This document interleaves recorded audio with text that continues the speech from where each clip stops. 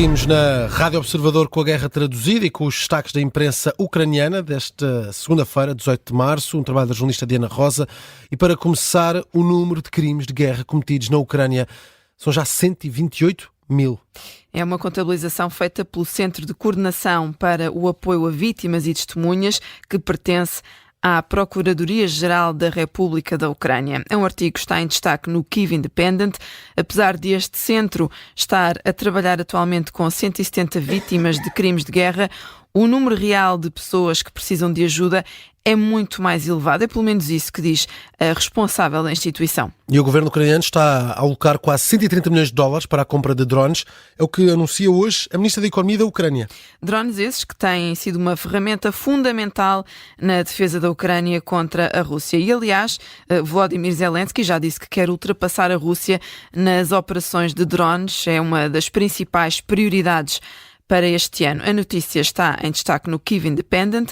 A Ucrânia tem atualmente capacidade para produzir 150 mil drones todos os meses.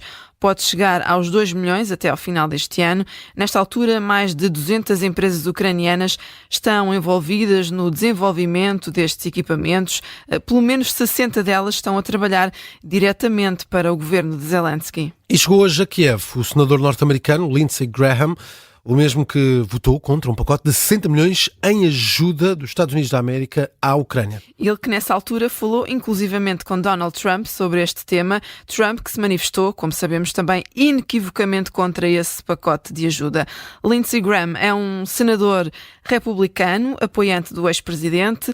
Hoje fez saber através das redes sociais que estava de visita a Kiev, como cita o Pravda, e o objetivo desta visita é dar aqui a outra face, depois de ter estado contra os apoios ao exército de Zelensky.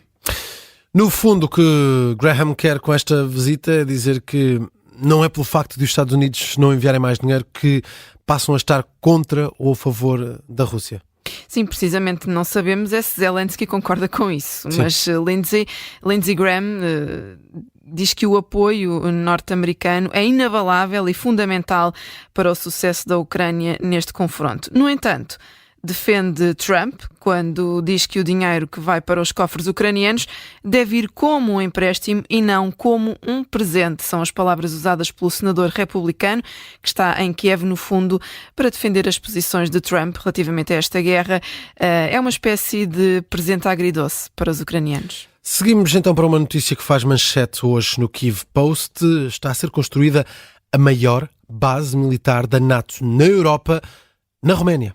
Sim, tem um custo de 2.500 milhões de euros. Vai ser do tamanho de uma pequena cidade, com uma área de 30 km quadrados. Para termos uma ideia, Miguel, é uma área um pouco maior que Odivelas, aqui perto de Lisboa, um pouco mais pequena do que a cidade do Porto. Anda ali no meio. A infraestrutura vai albergar hangares de manutenção, depósitos de combustível, munições, equipamentos de aviação, simuladores e ainda serviços essenciais como áreas de alimentação, alojamento, ou seja, tudo o que é preciso para apoiar a operação e as missões dos militares da NATO. O projeto foi criado para acolher 10 mil soldados e as respectivas famílias, o que significa ainda que nesta base da NATO vai haver escolas, lojas e ainda um hospital. Terminamos com o que diz a imprensa ucraniana sobre as eleições na Rússia. O Pravda dá destaque a Olaf Scholz, que não vai dar os parabéns a Vladimir Putin por ter vencido as eleições presidenciais na Rússia. O chanceler alemão não vai enviar nenhuma mensagem ao presidente russo, a começar porque não reconhece este ato eleitoral. A Alemanha considera que as presidenciais russas não foram nem livres, nem justas. Foram, de resto, estas as palavras escolhidas por Olaf Scholz para definir esta eleição.